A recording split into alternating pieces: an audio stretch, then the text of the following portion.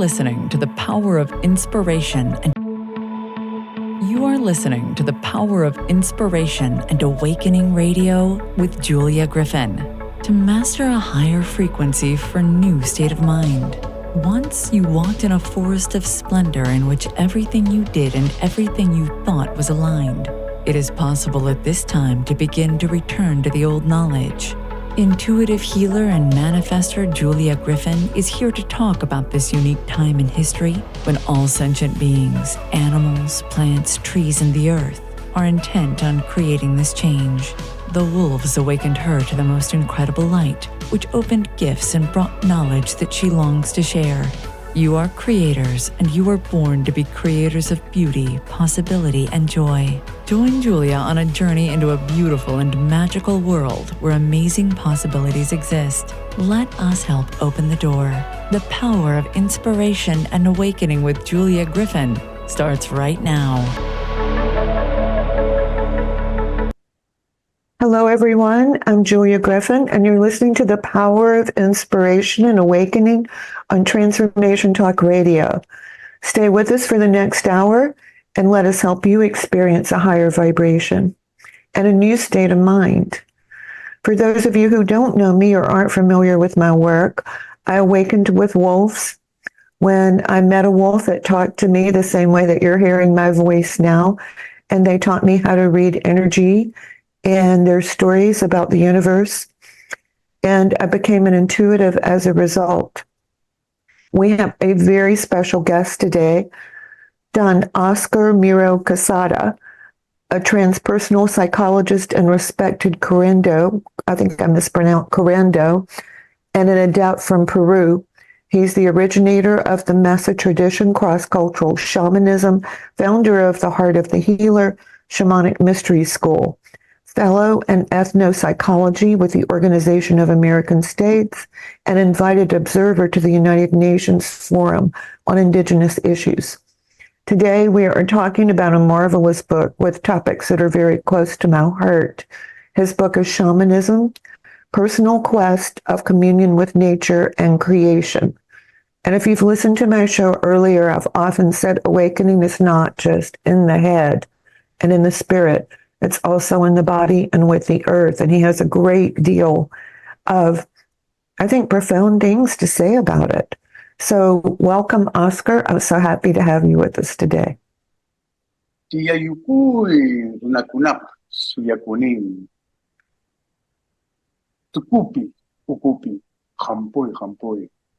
It's an honor to be with you, Julia. Thank you for opening up the sacred space for us to navigate these non-ordinary realms of connection with great spirit and with the bounty and the beautification that our earth plane, our beloved Pachamama Gaia, offers us as passers-by at this particular junction in our planetary evolution.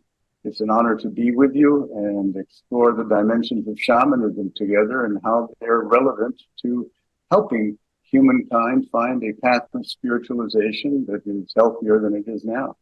So, looking forward to it. Thank you. For our listeners who are not familiar with shamanism, how would you introduce that to them? Well, shamanism, in my experience, is ultimately the willingness to open up to non-ordinary dimensions of consciousness, of awareness, of sensitivity, and of our birthright as relatives to all the great sacred web of life.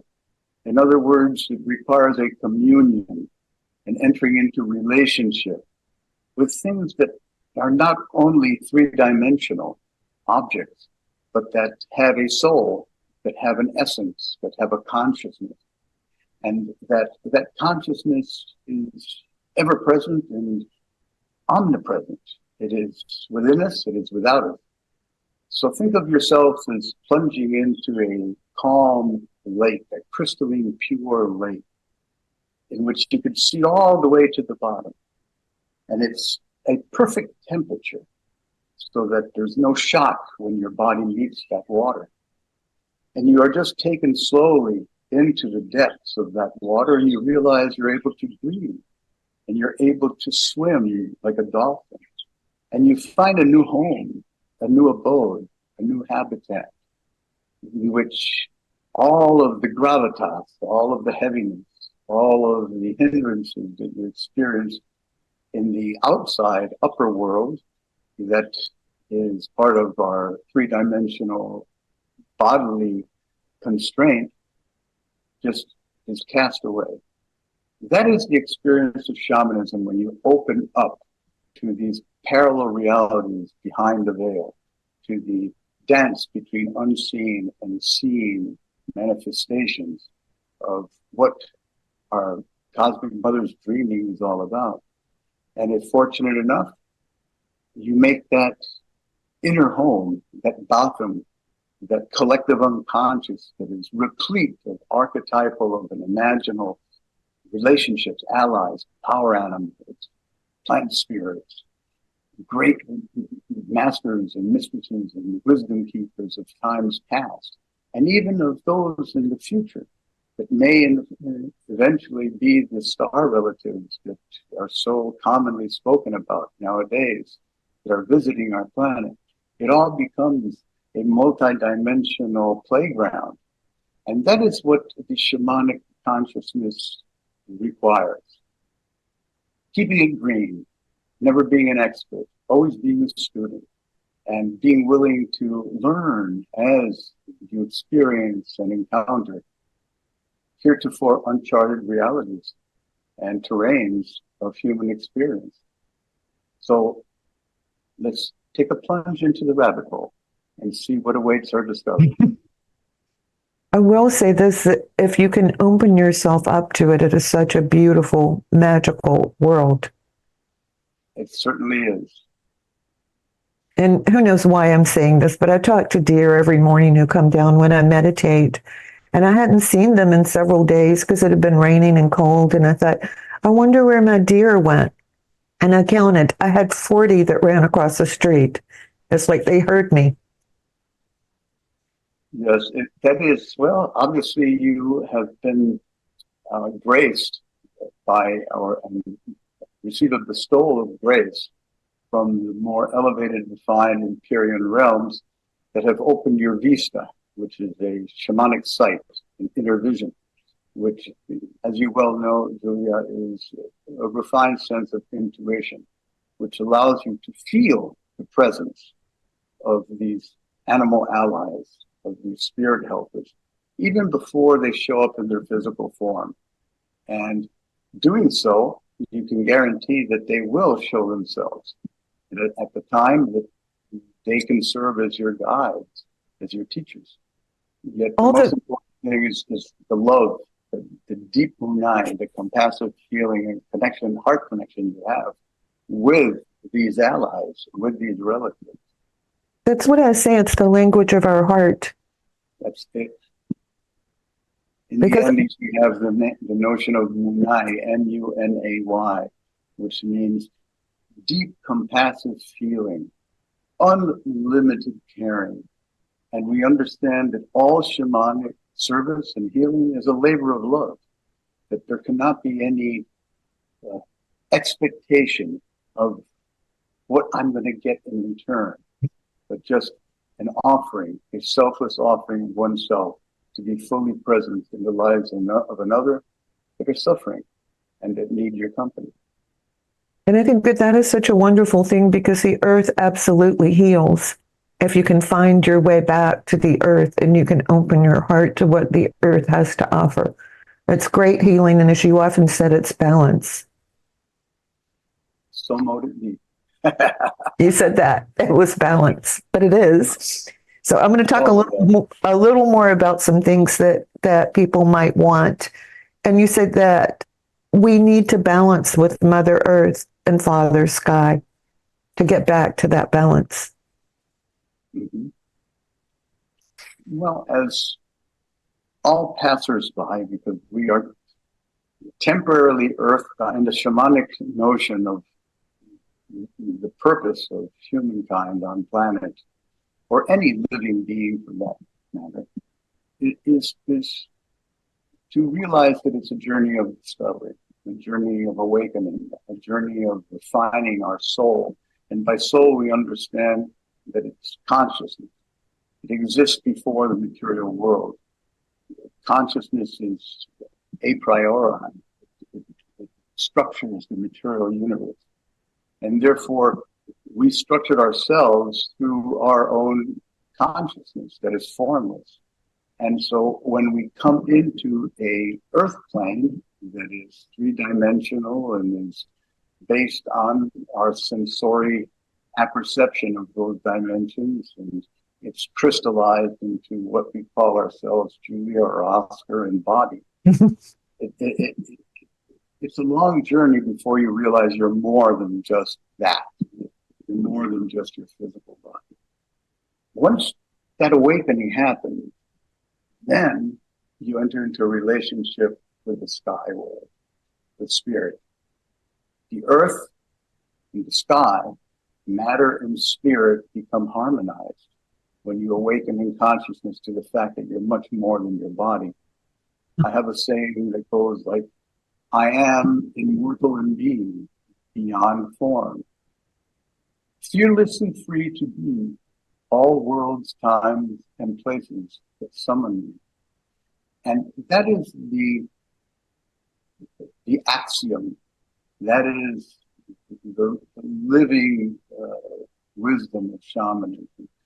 That just by using our discipline-focused imagination, our dreaming, our ability to expand beyond just what we feel is a factual basis for reality, we're able to encounter innumerable, vast realities beyond this earth plane. And that's what we call when earth and sky enter into a balanced, harmonious relationship of equilibrium between the unseen and the seen. At that point, you become a hollow bone, an instrument of healing grace on planet. Because the universe comes through the hollow part of the bone.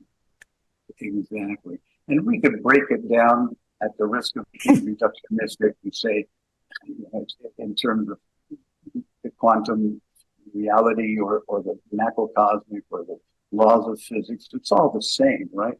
Right. It's all exactly the same. It's all the same. We don't need to go ahead and reduce it into some explanatory model. The most important thing is to live fully and to have the life that is so fully lived be an extension of your love, appreciation, gratitude, and reverence for the fact that you're even here, that we're even alive. And that the unseen world perceives us. And we perceive the unseen world. It's a two-way street in my humble experience. Yeah, because that is just a gift whenever it comes through. The interesting thing to me that you say very clearly, which very few people can say clearly, in my opinion, is that our consciousness is creating the reality around us. Then, as I read your book, it's like the parts that I felt came to me. And so, once consciousness begets matter, then you realize that language begets reality. The words we use, how we speak, crystallizes the reality around it, right? Yes. Words are very powerful, especially in shamanic practice. Our prayers, our decrees, our invocations, our evocations, our songs, our dances, our ritual expressions, our acts that crystallize the reality, the conditions around it.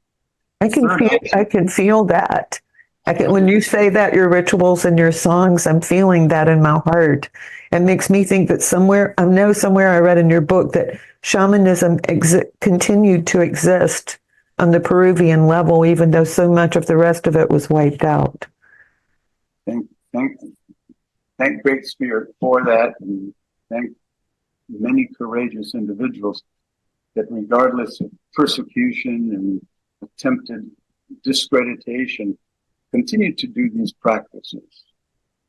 In the times of dark night, most of the ceremonies are held, or used to be held at least, only in the new moon, when there was absolutely no light in the sky, and in very remote areas, because of fear that they would be persecuted and jailed, but they were considered superstitious and dangerous to the established status quo. Yet now, look at it, it's blossomed and flowered and just taken over. I don't know anyone in the modern Western adult industrial nations that do not have some form of shamanic practice among them. It all began, of course, with the introduction of the Eastern philosophies and practices in the 1950s through meditation and yoga and other types of arts. And that has gone ahead and they've easily morphed into the need for a much more earth-based spiritual practice. And that's what shamanism is. Shamanism isn't about, salvation and waiting for the afterlife in a heavenly realm, as in most of the monotheistic religions. On the contrary, it's the earth that is the sacred home that we are to go ahead and seek our welcoming in. So because it's not about reward. I feel like that's a very limiting aspect of the religions that I was exposed to as a child. You don't do good so you get a reward. You do good because your heart speaks to you and it's a flow of energy. Yes. So then, if I may continue, the third axiom is that ritual begets relationship. So if you stop and think, every relationship you have, every dynamic, every interpersonal connection you have has some form of ritual behind it, with people or without people, because by entering into a ritual practice, that repetition, that constancy of intention strengthens your relationship with something, right? And therefore, if you look at the natural world, everything is ritualized. Every species of animal, even our geological unfolding of magma from the center of our planet, takes a form of a ritualized movement, a fractal expression, and that eventually turns into the surface land masses, that from a higher perspective you can see a beautiful mandalic pattern, a crystalline, like lace-like web. And then from a deeper perspective, you realize that it's all interconnected and all whole, based on the fact that there's a ritual process taking place that is evolutionary in nature, and that the entire cosmos shares it. So any ritual mimics the ways of our cosmic mother's dreaming, and it establishes deeper relationships with whatever you intend to have a relationship with. So that's why it's very important to understand that when you do ritual in a manner that is non-attached, unconcerned with the outcome, not attached to the outcome of your ritual, that you will always receive an abundance, a treasury, a gift that is never ending from the Earth Mother, from the community that you serve. As long as you do not be in the place of greed and recognition and needing to be noticed, and allow the stinking, drunken monkey mind of our ego get in the way, we're going to have an extraordinary family, a tribe of living, pulsing, sentient beings that populate our reality. And you'll never be alone. So therefore, no fear, right? Right. I trust you're following, getting my drift. Well, you also said that So much of suffering on the planet is caused from people being out of alignment with who they are in the earth. Yes. That's there's a few Not it ways. exactly. Pain, the famous cliche, pain may be unavoidable, but suffering is optional. Mm-hmm. You know, we can choose to suffer because there's a secondary gain in being a victim, right? And so therefore we can say, oh man, my life is so screwed up right now that I don't need to do anything else but just be a couch potato and watch television and drink myself to oblivion, because I'm suffering so much. So people a lot of times in the modern acculturated Western world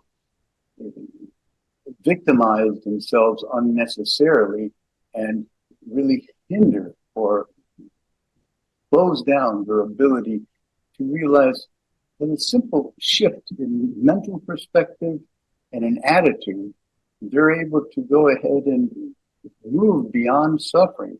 That's not to say that they may still have pains and aches in the body, but not become obsessed over these conditions that are part of their own growth, their own learning. Sometimes our physical challenges are there to tell us stop, feel, go deep into whatever experience is there, because there's something for you to learn about. And that is not easy always, but it is necessary if you want to grow a soul. It is important to face your fears, your demons, your dragons, your insecurities, your doubts, your sense of lack of meaning fully before you can ever grow completely and overcome the fear of death. And that's the key to shamanic work, is to realize that every day is an opportunity to die a little bit more, to let go of one's attachments to how it should be and welcome the flow of life as it is and transcend that experience of discomfort. So yes, suffering is basically a forgetfulness. It's forgetting your whole. Forgetting your wholeness too. Yeah. Your wholeness, exactly. Yeah, that's very well said. So we're getting ready to go to break, but why don't you tell us before we go to break, and we'll come back and talk about it more, the three worlds. The three worlds are in the shamanic conception, involve a superior celestial Empyrean defined world known as the Hanakpacha in Peruvian shamanism, or the upper world. This middle Kaipacha, the world of sensory apperception that we're in right now, and then the lower world, which is lower a misnomer, I said in quotes, because it's really the interior, the world within, the world of soul. So those three worlds, when brought into alignment, bring forth an exquisite level of balance between spirit and material vibrational frequencies in your life that can then be manifested in a harmonious and balanced expression of what your purpose is, your dharma, in the middle world. And we can go into that a little later after the break if you. Yeah. So that's wonderful. I can't wait to learn more about it. So we're going to go to break. I'm Julia Griffin at onetrueself.com, onetrueself.com, and I'm honored to talk with Oscar Miro-Quesada about shamanism. We've been talking about the three worlds, which we're going to come back and talk more about that, and how important our connection is with the natural world. So stay tuned and we'll be right back.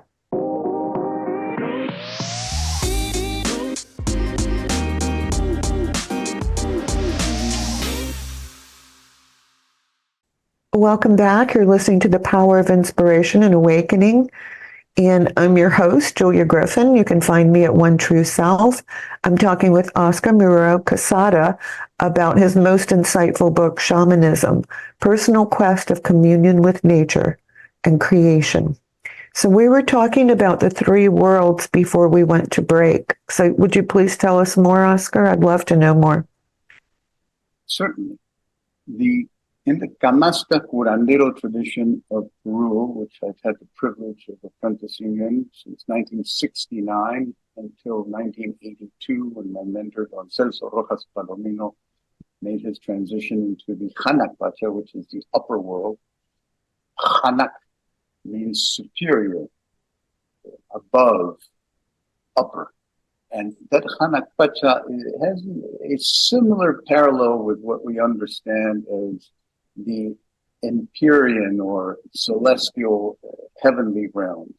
It's a realm of consciousness, just like in the notion of a Buddhist bardo, a state of awareness that the soul is able to visit consciously, while aware in a body, and also once they make their physical transition and have a physical death, a person who has worked on themselves, refined their own spiritual understanding of what it means to be human, are very often elevated to that realm of blissful existence. And it is beyond the atmosphere or sky realm or the starry lights that we see in the canopy above us. It is an abode that has crystalline, jewel-laden cities in it. It has flowing rivers and gardens of the most aromatic flowers and vines growing everywhere. It is the paradisiacal notion of Eden in a way that exists within ourselves, but most people mistakenly consider something that is a fantasy, just purely imagination. And it is. It's a realm of the imaginal archetypal realm. So if you notice in psychology, we also have the superego, the ego, and the subconscious ego, to take a psychodynamic perspective. The above, the middle, and the below. As well as this triad exists in all of the other religions and psycho-spiritual disciplines. So it's not only associated with the shamanic worldview, it is embedded in all human experience to understand that we are participants of three levels of consciousness. Superior awakened spiritual level, free of all of the hassles of this earthly existence. We are also in this middle level known as the Kai Pacha. The upper world is Hanak Pacha. Kai Pacha means this world, here and now, that we're existing in on Mother Earth now. And then we have the Uhu Pacha, the interior world, the world of our collective unconscious in the Jungian sense.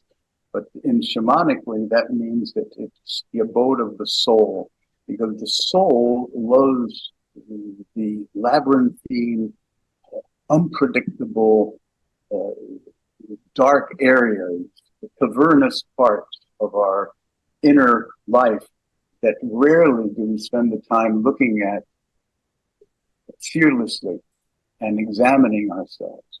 These are the parts of our personality and ways of being that have been denied, suppressed, and abandoned. But it's very important to bring them to light and to make them conscious. Because doing so, you no longer have the experiences of nightmarish demons and other fearful entities populating your dream time, right? So if you could see the three worlds as a world of transcendence or a transpersonal dimension beyond the personal concerns, then the middle world, the realm of the personal or interpersonal, your relationships with yourself and others, and the lower world, the intrapersonal, the place that is private, that is your own space. And within all of them, there exist these denizens, these beings that are your teachers, your guides, in the form of many, many animal allies or half animal, zoomorphic, anthropomorphic beings, angelic beings. Depending on what your preference is, you will encounter these very wise wisdom keepers in each of these realms. And the shamanic arts, through journey work, teach you to go ahead and familiarize yourself with that territory.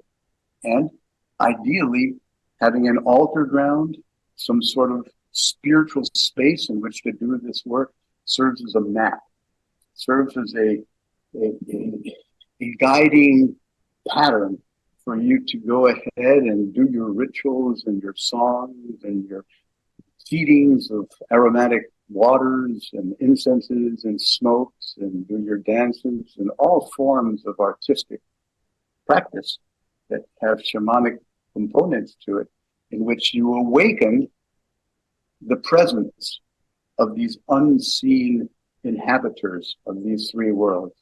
And little by little, they become like your relatives, your allies, and you have an expanded family of shamanic spirit helpers that you can draw upon to send out to others in service in absentee healing, to draw upon them as embodied in ceremonial items, such as the many that you see behind me, to place in the hands of people, to use them because they are laden with very highly refined vibrational frequencies born of the love that you have between yourself and those spirit helpers.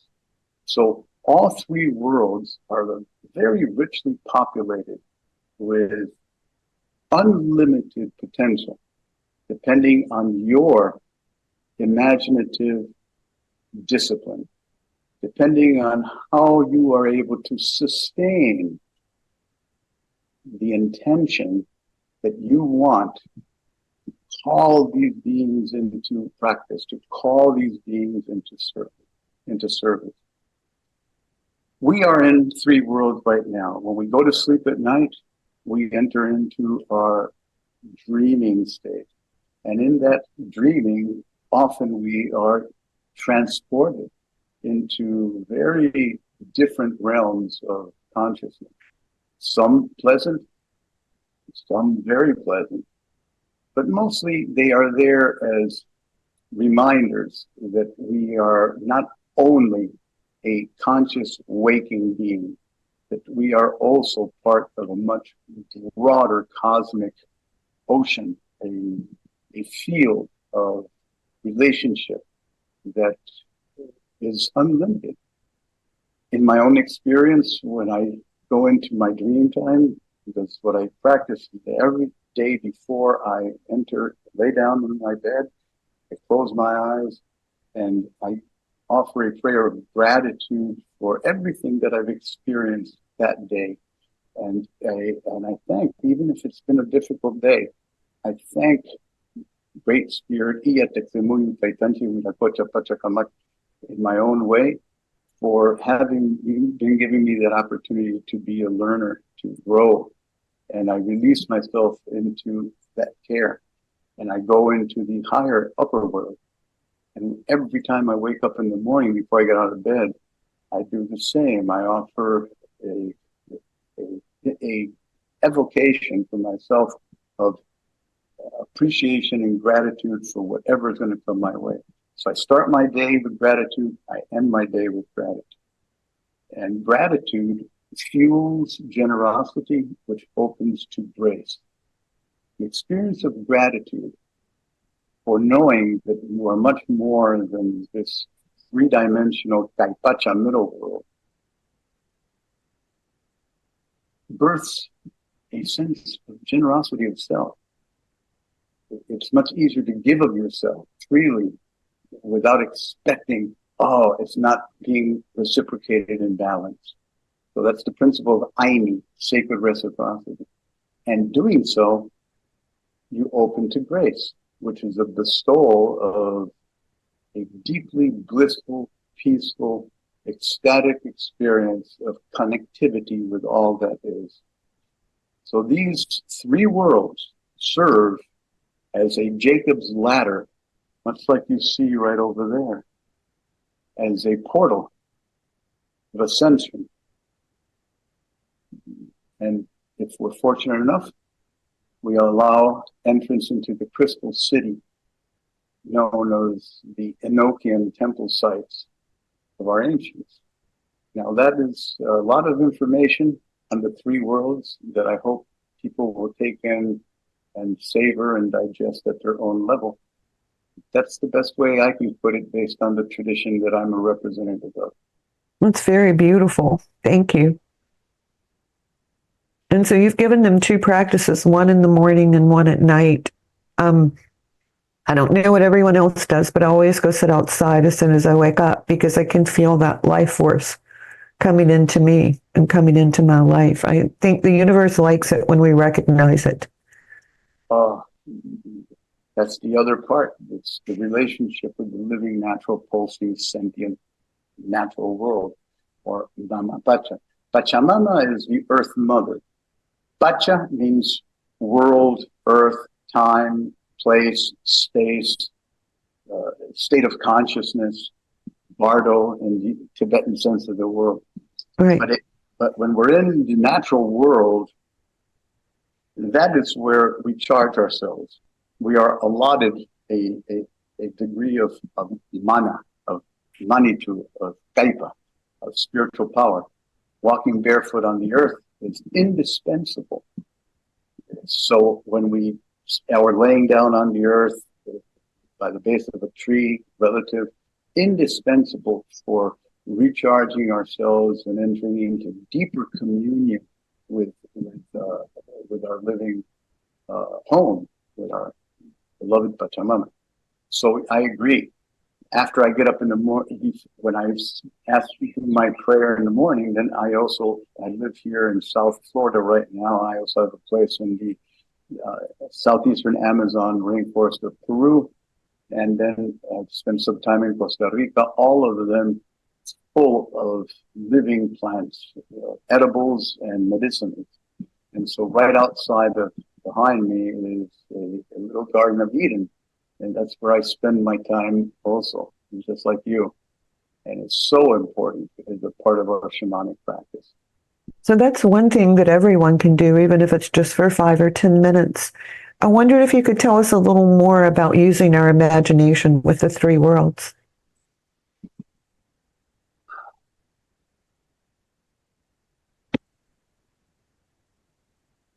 For this, I invite everybody to take a deep breath, to open their palms so that they are facing the heavens,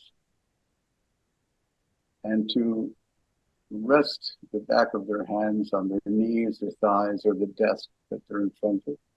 But just remain in an open palm posture like this. Bring your awareness to your heart space.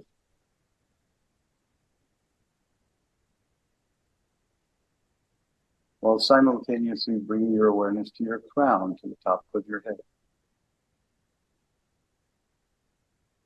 And gently, slowly letting go and releasing into the sanctity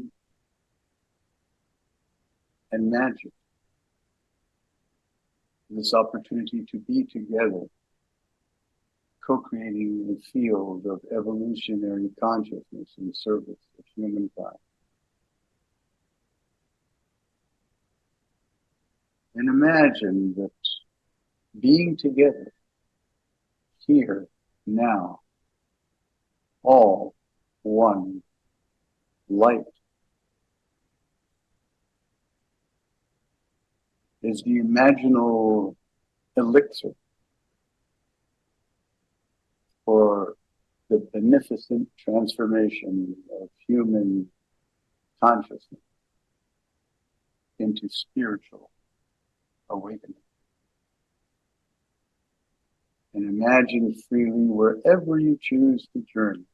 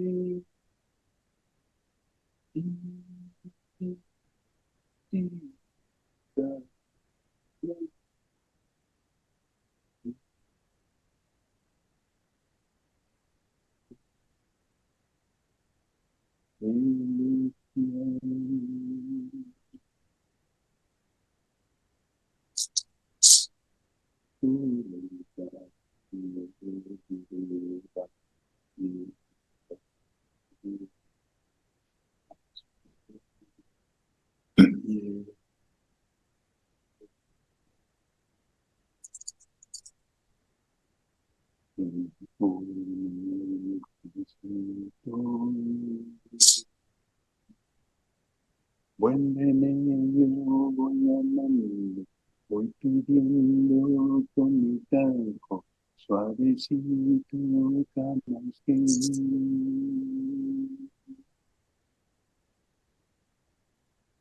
florecidos los escucho, cantos de la sombra, que mi alma se curandera.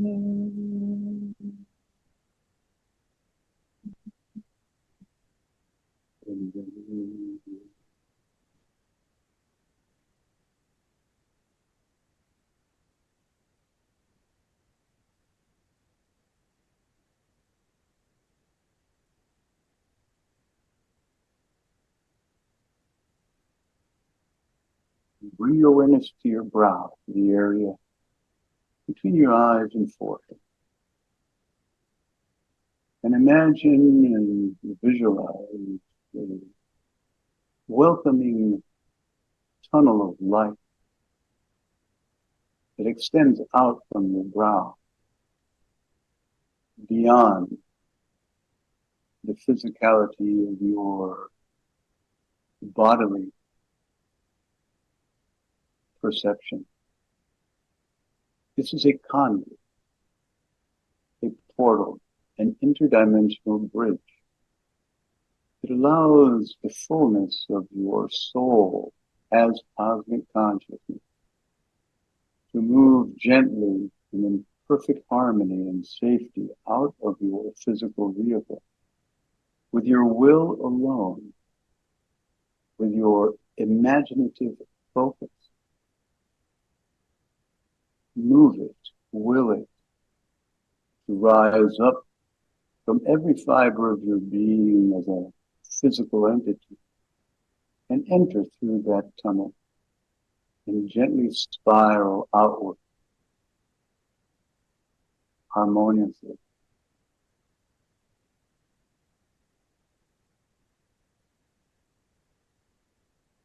Journeying out, visualizing an opening at the end of the tunnel in which you are drawn lovingly to exit. And as you exit, you realize you have taken on the form of the great sacred Sivarkandi, the royal hummingbird, the rainbow-colored messenger that connects the above, the middle, and the below world of our human awareness and shamanic reality. And as this nectar drinking sweet winged one who casts its rainbow flight colored a stream of healing light wherever she travels, you realize it is your soul. You realize that your ability to imagine yourself as soul provides blissful, unlimited encounter and merging with whatever world, time, place, planet, or reality where you shall be of the highest service for the beauty of your flight is the medicine for the world. Remember this. Experience it. Be it. Beauty.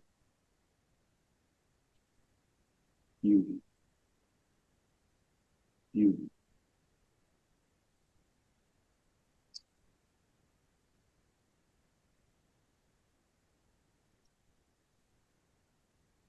Now gently allow yourself to imagine spiraling back in the full embodied rainbow coloration of the royal hummingbird, the messenger between worlds, the supreme cyclotron, back through this tunnel of light, moving, spiraling softly and gently in through the opening of your brow, filling your higher mind, your consciousness with radiant, colorful awareness. Oscar, we're going to have to come back soon. And allow yourself to take a deep breath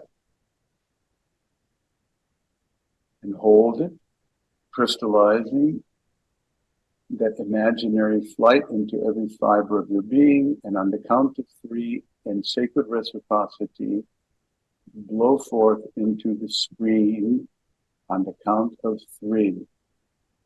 1, 2, 3.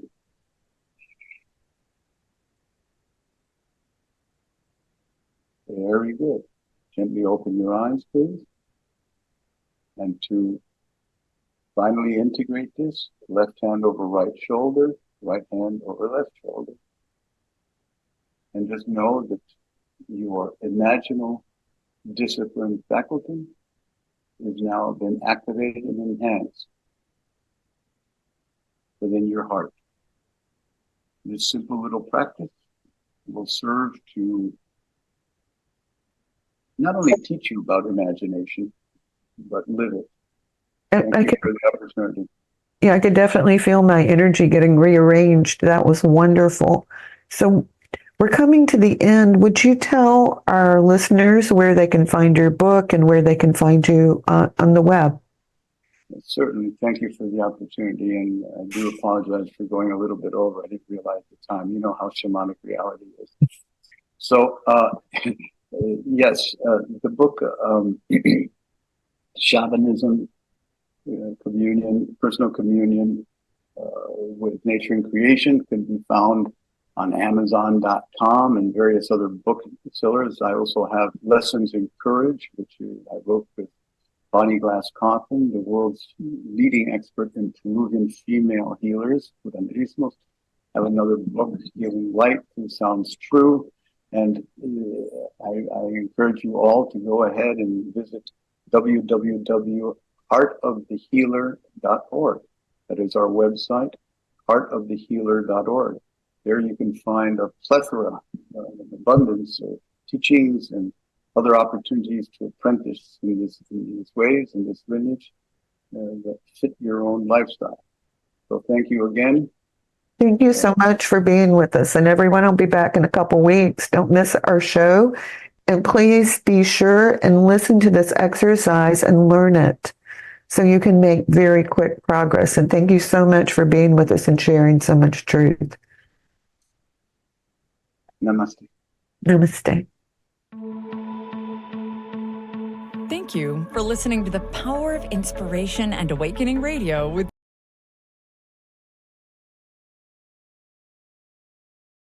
to master a higher frequency for a new state of mind. Join us next time as Julia takes us deeper into the memory of the moments of light where transcendence and enlightenment emerge. The memory of the jewel of consciousness has always lived within you. To tap into waves of energy and create huge changes by imagining the beauty of the vision and desires that are hidden in the heart. Learn to find your way back to nature, beauty, and your own heart, which holds the secrets of your existence and future.